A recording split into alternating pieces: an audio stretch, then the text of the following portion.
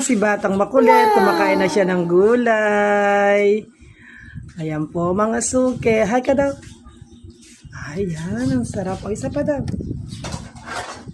Oh, very good. Oh, ulam po namin, sinigang na bangos. Ay, kagaling naman ni Batang Makulit. Oh, very good na siya. Ayan po, si Batang Makulit na isa doon. Malaki ang tiyan.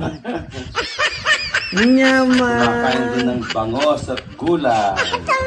Mantana po, ulam, sigang bangos. Salamat po sa Diyos. Yan, say hi. Salamat sa Diyos, kumakain siya ng gulay. O yan, papaya naman ang kinakain ni Batang Makulit. Sarap.